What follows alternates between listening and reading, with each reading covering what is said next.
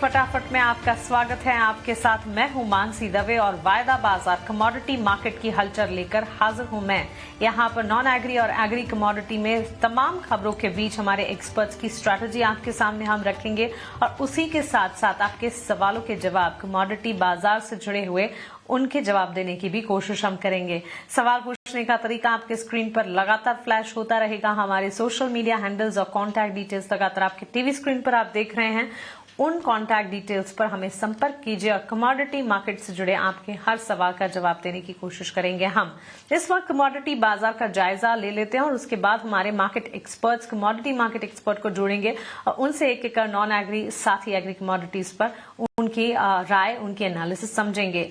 Boolean market से शुरुआत करेंगे। गोल्ड सिल्वर सीमित दायरे में सोने के दाम है, हालांकि चांदी में हम देख रहे हैं तेज उछाल के बीच कामकाज है। लगातार ईटीना स्वदेश आपको बता रहा था समय से पहले कि बुलियन मार्केट में इन पर्टिकुलर सिल्वर जो है वो गोल्ड को आउट परफॉर्म करेगी और वो तस्वीर अब हम देख भी पा रहे हैं।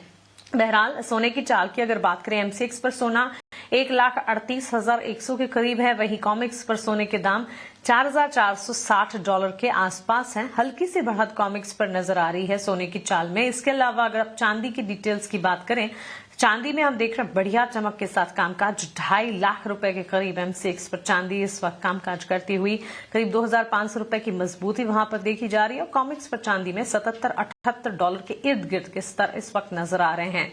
एनर्जी पैक पर आ जाते हैं। कच्चे तेल की चाल पर एक बार फोकस करते हैं। कच्चे तेल में रिकवरी आई है। कल आपको याद होगा वेनेजुएला संकट और जो तकलीफ कंसर्न्स की बात थी उसके ठीक साथ साथ एनर्जी पैक में डाउन ट्रेंड्स नजर आ रहे थे, लेकिन वहां से कम बैक करता हुआ क्रूड ब्रेंट क्रूड $62 के करीब, WTI क्रूड 58 से $59 के इर्द गिर्द यहां पर कामकाज करता हुआ आधी से 1% की तेजी दोनों में ही नजर आ रही है। इसके साथ साथ बेस मेटल्स की चाल को भी देख लेते हैं।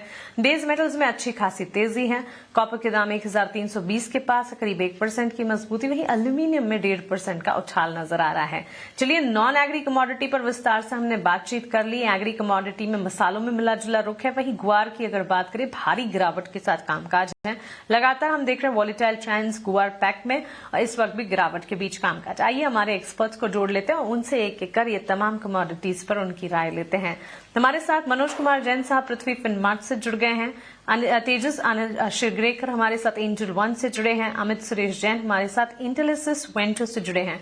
जेंटलमैन बहुत स्वागत है आपका ईटीना स्वदेश पर। अपना समय देने के लिए आपको बहुत शुक्रिया।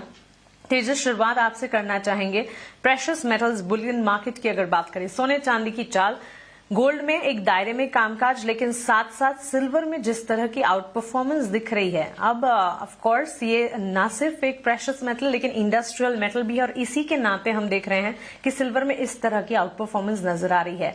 यहां से आगे किस तरह के लेवल्स एंटिसिपेट करके चल रहे हैं आप और किस तरह की स्ट्रैटेजी बनाएंगे आप चांदी में? Thank you very much for having me on your show. ये यहाँ पे हम लोग देख रहे हैं कि फिलहाल के लिए जो इंडस्ट्री डिमांड जो है उसी तरीके से उसका सप्लाई भी यहाँ पे मिला जुला दिख रहा है और प्राइजेस को काफ़ी सपोर्टिव है। एक्चुअल ट्रेंड जो था काफ़ी पॉजिटिव हो चुका है ऑलरेडी और यहाँ से जो सपोर्ट मिल रहा है अभी डिमांड के हिसाब से आ रहा है। तो इंडस्ट्री में जिस हिसाब से फिलहाल के लिए रुख हो रहा है, अगेन जो यूएस से भी जो फेड चेयरमैन में भी जो डिमांड रखी हुई है, जो फरवरी में कट के एक्सपेक्टेशंस है उसका भी एक सपोर्ट मिलते हुए दिख रहा है। वो प्राइसेस फिलहाल के लिए अच्छी एक मोमेंटम प्ले आउट हो रही है, लेकिन यहाँ पे डीप पे बाइंग करेंगे की सलाह रहेगी। तो करीबन 2,48,500 की लेवल मिलती है तो बाइंग की सलाह रहेगी। 2,47,000 का यहाँ पे स्टॉप लॉस मेंटेन करना रहेगा। 2,50,800 से लेकर 2,52,000 के यहाँ पे टारगेट बनेंगे।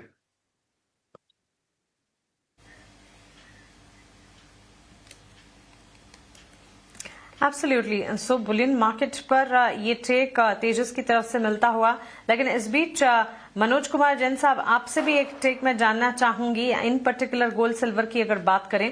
गोल्ड में जो फैक्टर्स इस वक्त परफॉर्म कर रहे हैं, एक तो सुरक्षित निवेश मांग बढ़ने से सोने चांदी की कीमतों को काफी हद तक सहारा मिल रहा है। वेनेजुएला में राजनीतिक उथल पुथल से वैश्विक बाजारों में तनाव बढ़ा है और उसी के चलते सेफ हेवन कमोडिटीज की तरफ बढ़ते हुए निवेशक। क्या राय होगी प्रेशियस मेटल्स पर? नमस्कार मानसी जी, बिल्कुल यहाँ पे जिस तरह से हमने देखा है कि जो ओवर द वीकेंड घटनाक्रम हुआ और वेनेजुएला के ऊपर स्ट्राइक के बाद वहां पे जो प्रेसिडेंट को यूएस ने कैप्चर किया, तो उसके चलते एक ग्लोबल अनसर्टेनिटी निर्मित हुई है। साथ ही यूएस की तरफ से वहां चाहे कोलंबिया हो, क्यूबा हो, मैक्सिको हो, उनको लगातार थ्रेड्स जो है वो दिए जा रहे हैं। तो उसके चलते भी एक अनसर्टेनिटी का माहौल यहाँ पे क्रिएट होता हुआ नजर आया है। हमारा मानना है कि कहीं न कहीं ये सेफ हेवन बाइंग को यहाँ और भी स्ट्रॉन्ग करता हुआ नजर आएगा। साथ ही जो डी-डॉलराइजेशन का प्रोसेस है वो भी जारी रहेगा। यूएस के जो मैन्युफैक्चरिंग पीएमआई के नंबर्स है वो वहाँ पे काफी उम्मीद से जो है कमजोर आए थे, तो उसके चलते यहाँ पे फेड की तरफ से ब्याज दरों में कटौती की संभावनाएं और भी बढ़ती हुई नजर आ रही है। तो हमारा मानना है कि सारे पॉजिटिव फंडामेंटल्स को देखते हुए सोने और चांदी में यहाँ पे मजबूती आगे भी जारी रहेगी। गोल्ड में हमारा मानना है कि डिप्स में 1,37,400 के आसपास बाय की रणनीति करना चाहिए। 1,36,300 का एक स्टॉप लॉस रहेगा, टारगेट 1,39,600 के रहेंगे। टेक्निकली अगर मैं बात करूं तो $4,555 गोल्ड के लिए इंटरनेशनल मार्केट में एक स्ट्रॉन्ग रेजिस्टेंस बना हुआ है। मार्केट अगर ये रेजिस्टेंस लेवल के ऊपर क्लोज होने में सक्सेस होता है तो फिर वहां हम $5,000 की ओर गोल्ड को बढ़ते हुए देखेंगे। तो बाय ऑन डिप्स की रणनीति रखना है, शॉर्ट सेल से बचना है। सिल्वर में भी एक स्ट्रॉन्ग पॉजिटिव मोमेंटम बना हुआ है और आज हमने कीमतों को रेजिस्टेंस लेवल $78 के ऊपर इंटरनेशनल मार्केट में ट्रेड होते हुए देखा है। तो हमारा मानना है यहाँ भी डिप्स में 2,46,600 के आसपास भारतीय बाजारों में बाय की रणनीति करना चाहिए, 2,44,400 के स्टॉप लॉस से। टारगेट 2,51,000 के रहेंगे। इंटरनेशनल मार्केट में कीमतें अगर $78 के ऊपर क्लोज होने में सफल रहती है तो वहां हम एक बड़ा ब्रेकआउट जो है कीमतों में आते हुए देखेंगे और उस कंडीशन में कीमतें 2,75,000 से 3 लाख की ओर भी जाती हुई नजर आएगी। तो बाय ऑन डिप्स की रणनीति रखें, शॉर्ट सेल अवॉइड करें। ओवरऑल ट्रेंड सोने और चांदी का यहाँ पे पॉजिटिव ही बना हुआ है। कन्विक्शन इस वक्त हम देख रहे हैं सोने चांदी की चाल में और हमारे एक्सपर्ट्स लगातार इन स्तरों पर भी, इतनी तेजी पर भी खरीदारी और कॉन्फिडेंस गोल्ड और सिल्वर में दिखा रहे हैं। मनोज जी ने resistance, support level, targets and stop losses आपको दोनों ही प्रेशियस मेटल्स पर सुझा दिए हैं। Amit, thanks for joining with us. आपसे भी एक टेक प्रेशियस मेटल्स पर हम जानना चाहेंगे। हाँ, कन्विक्शन, कॉन्फिडेंस है, लेकिन जो मार्केट पार्टिसिपेंट्स इस वक्त हमारे माध्यम से आपको सुन रहे हैं, गोल्ड और सिल्वर में एंट्री की स्ट्रेटजी क्या होनी चाहिए आपके हिसाब से? मानसी जी, दो तरह से व्यू बन रहे हैं। एक तो शॉर्ट टर्म का व्यू बन रहा है, एक लॉन्ग टर्म का व्यू बन रहा है। आगे कुछ इकोनॉमिक डेटा भी शेड्यूल है, वेडनेसडे, थर्सडे, फ्राइडे, तीनों दिन बाजार में वोलेटिलिटी रहने की उम्मीद है। अभी गोल्ड 1,38,500 के आसपास चल रहा है। फरवरी 2026 का वायदा कारोबार। ओवरऑल इसका जो ट्रेंड ब्रीच होगा, अपसाइड का जो अभी ट्रेंड है, जैसा मेरे साथियों ने भी कहा कि बाजार बुलिश है, बाजार में बिक्वारी नहीं करनी चाहिए, एकदम सही है। मेरा भी व्यू बुलिश का ही है। 1,36,600 का लेवल, यानी यहां से बाजार लगभग 1,900 रुपए नहीं टूट जाते हैं तब तक ये लॉन्ग ट्रेंड कंटिन्यू रहेगा। ओवरऑल 1,39,000 तो आज और कल में हम देख सकते हैं। और अगर किसी को पोजिशनल ट्रेड बनाना है तो अब की बार 1,43,000 के पार भी नजर आता है। कॉल मेरी तरफ से होगा 1,37,850, 1,38,000 के आसपास। अगर वापस से एक डिप मिले तो सिर्फ बाय ही करना चाहिए, सेल को अवॉइड करना चाहिए। शॉर्ट टर्म के लिहाज से 1,37,499 का स्टॉप लॉस होगा, टारगेट 1,39,000 के, और पोजिशनल टारगेट 1,43,000 का, जो आने वाले 1 से 2 हफ्ते में हमें देखने को मिल सकता है। यानी प्रीवियस हाई करता हुआ भी नजर आएगा, इसके चांसेस ब्राइट हैं। All right Amit, thanks for that strategy. हमारे तीनों एक्सपर्ट की तरफ से प्रेशियस मेटल्स पर स्ट्रैटेजी और एब्सोल्यूट कन्विक्शन बनता हुआ। अब सोने चांदी की चाल में आखिरकार क्या कुछ हो रहा है, और सोने में हम देख रहे हैं एक सीमित रेंज में, लेकिन चांदी में इतनी आउट परफॉर्मेंस के पीछे की वजह क्या है, क्विकली आपके सामने रख देते हैं। उसके बाद एनर्जी पैक की तरफ बढ़ेंगे, हमारे एक्सपर्ट्स की राय जानेंगे। लेकिन एक तो सबसे बड़ी बात, सुरक्षित निवेश के तौर पर इस वक्त जो ग्लोबल मार्केट में वॉलेटाइल कंटिंजेंट सिनेरियोज है, इसके चलते सेफ हेवन की तरफ मार्केट पार्टिसिपेंट्स बढ़ रहे हैं, और इसी के चलते हम देख रहे हैं कि सोने चांदी की चाल की तरफ ज्यादा इंटरेस्ट जो है, बाइंग इंटरेस्ट डेवलप होता हुआ दिख रहा है। इसके अलावा अमेरिकी सैन्य कार्रवाई के बाद सोने में हमने देखा करीब 2.7% की बढ़त देखी जा चुकी है। तेज उछाल रहा वो, और ट्रंप ने अंतरिम सरकार के न मानने पर दूसरे हमले की भी चेतावनी दी है। तो काफी सारे जियोपॉलिटिकल टेंशंस, ग्लोबल टेंशंस हैं, जिसके चलते सेफ हेवन, सुरक्षित निवेश की तरफ मांग लगातार बढ़ी है। और इनफैक्ट कल के सत्र में हम देख भी रहे थे कि इसी का विपरीत एक्शन एनर्जी पैक, कच्चे तेल की चाल पर दिख रहा था कि वहां गिरावट हावी हो रही थी। जियोपॉलिटिकल रिस्क आगे भी बने रहने की संभावनाएं हैं, आशंकाएं हैं, और इसी वजह से यहां पर एक अप ट्रेंड है और आगे भी अप ट्रेंड जारी रहने के संकेत हमारे एक्सपर्ट्स आपको दे रहे हैं। बाजार की नजरें जो हैं economic indicative action trigger points पर रहेगी। अब यहां से आगे शुक्रवार को आने वाले यूएस जॉब्स रिपोर्ट पर नजर रखनी है। रोजगार के आंकड़े भी आते हुए दिखेंगे तो इन पर भी फोकस रहेगा। फेड अधिकारी ने महंगाई बने रहने की चिंता जताई है। अब यहां से किस तरह के सिचुएशन पैदा होते हैं, कमेंट्री क्या कुछ निकल कर आती है।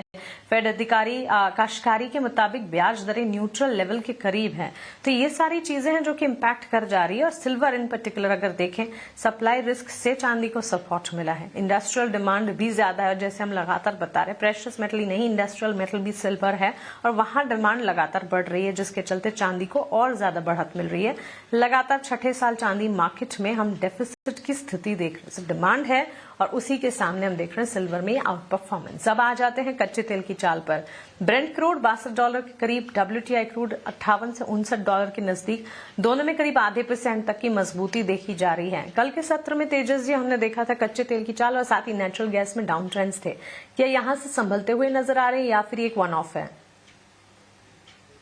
जैसे आपने कहा कि ये काफ़ी अच्छा सा एक रिकवरी दिख रहा है पिछले 2 से 3 दिन में, लेकिन यहाँ पे हम लोग देखेंगे कि जिस तरह से इसने $60 WTI में ब्रेकडाउन किया हुआ है, अगेन यहाँ पे जो हिसाब से गए दिसंबर और अभी ये जान कॉन्ट्रैक्ट जो चालू है वो भी 5500 के नीचे ही चालू है MCX में। तो यहाँ पे जो अभी फिलहाल के लिए बाउंस बैक मिल रहा है वो समवेयर एक एक्सपेक्टेशंस दे रहा है कि यहाँ पे जो रिवर्सल जो रहेगा वो अपॉर्चुनिटी रहेगी ट्रेडर्स के लिए, जहाँ पे वो शॉर्ट की पोजीशन बना सकते हैं। जब तक के लिए $60 के ऊपर अच्छे तरीके से सस्टेन नहीं होता है तब तक के लिए प्रेशर ऐसे ही कंटिन्यूशन में रहेगा। और फिलहाल के लिए इंट्राडे के प्रोस्पेक्टिव से यहाँ पे करीबन 5340 के आसपास मिलता है तो बिकवाली की तरह रहेगी। 5460 का यहाँ पे स्टॉप लॉस मेंटेन करना रहेगा और 51 से के यहाँ पे टारगेट बनेंगे।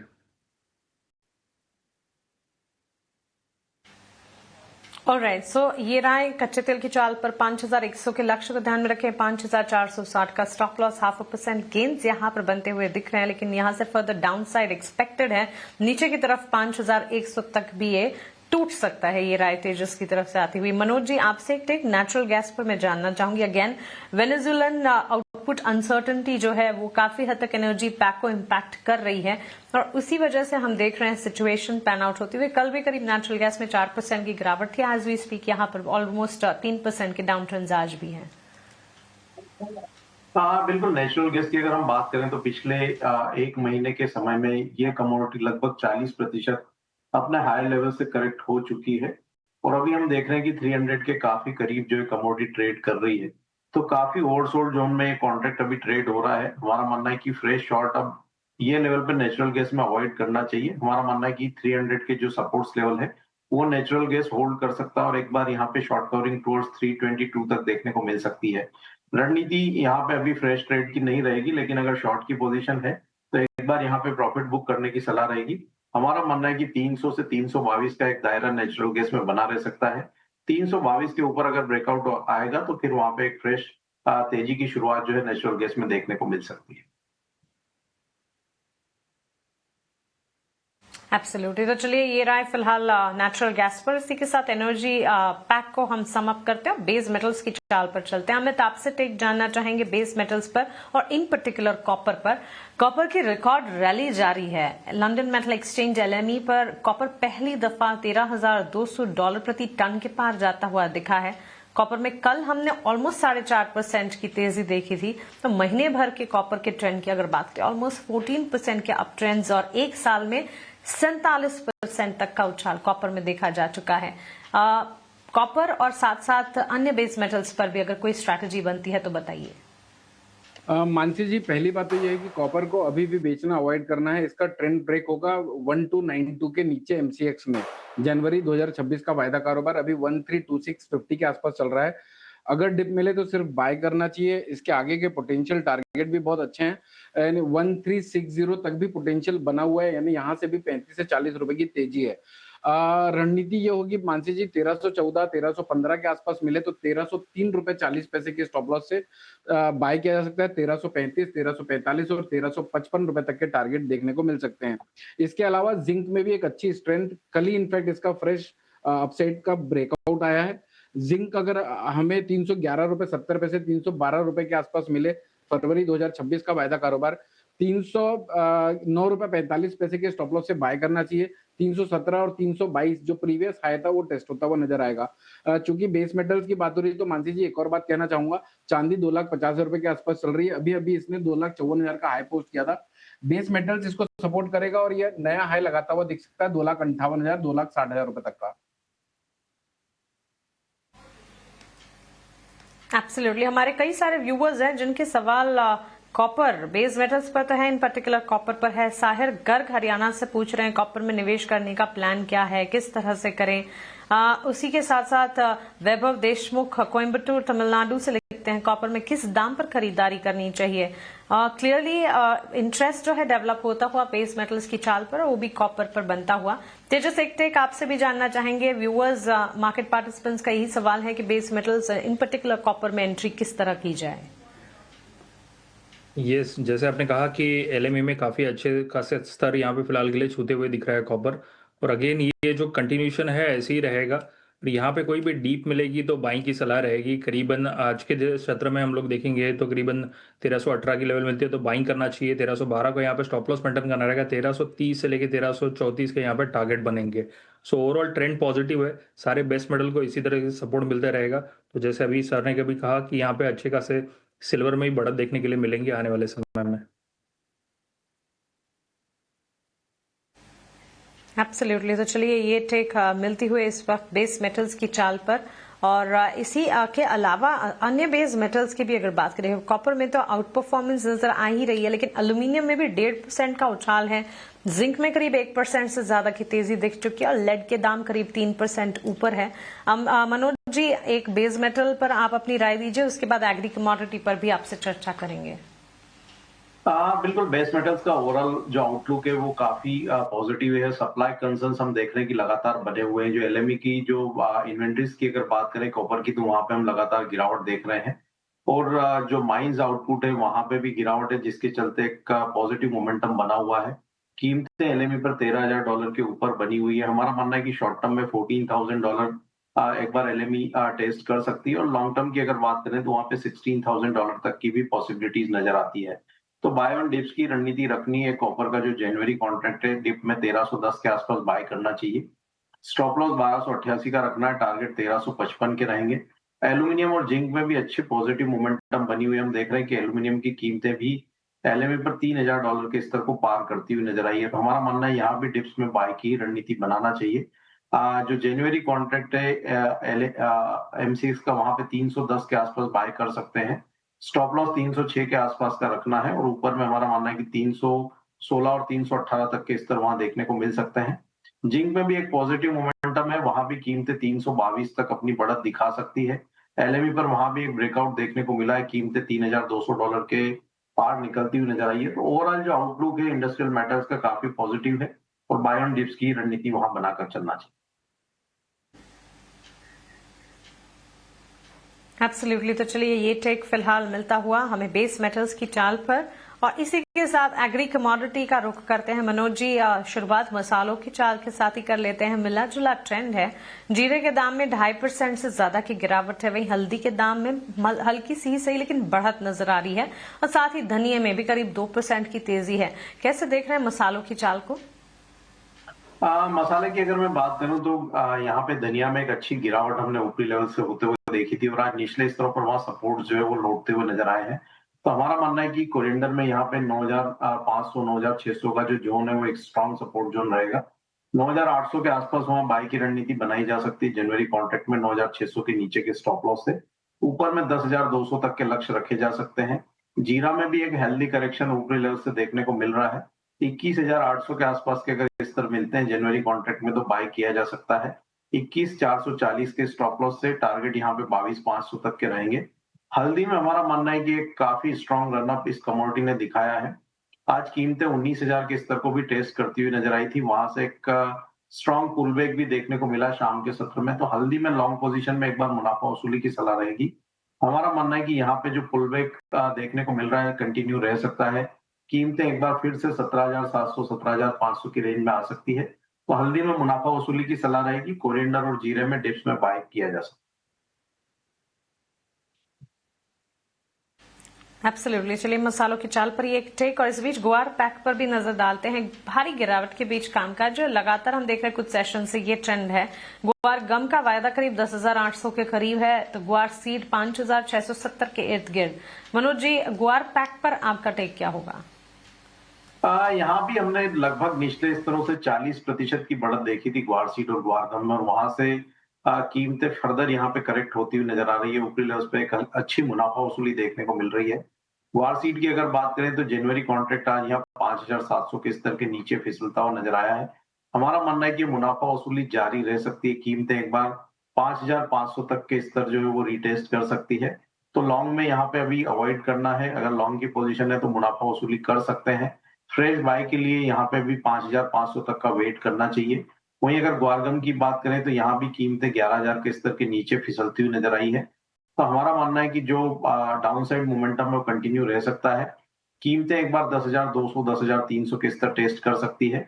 तो ग्वार सीड और ग्वारगम में भी फ्रेश बाय अवॉइड करना चाहिए, और यहाँ से 1 से 2% की गिरावट अगले 1 से 2 सेशन में देखने को मिल सकती है। ओके, गिरावट है और यहाँ से फर्दर डाउन ट्रेंड्स भी एक्सपेक्टेड है। इसी के साथ हमारे एक्सपर्ट्स का शुक्रिया अदा करेंगे। मनोज जी, तेजस जी, अमित जी, बहुत शुक्रिया आपका हमारे साथ जुड़ने के लिए, commodity markets, non agree commodity पर विस्तार से चर्चा करने के लिए। कमोडिटी फटाफट में फिलहाल इतना ही। एक ब्रेक के उस पार कंज्यूमर किंग लेकर वापस लौटेंगे। आप बने रहे हमारे साथ। नमस्कार।